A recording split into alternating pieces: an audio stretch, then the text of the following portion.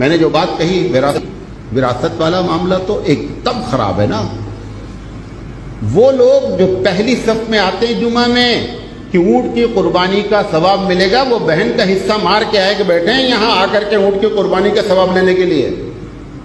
ایسے اونٹ کی قربانی کا ثواب نہیں ملتا ہے.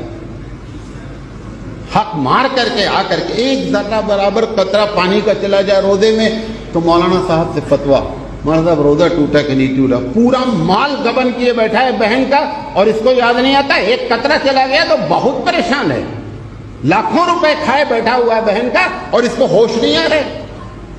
اور جب ایسا کوئی کرتا ہے، نماز پڑھتا ہے کس کے حکم سے؟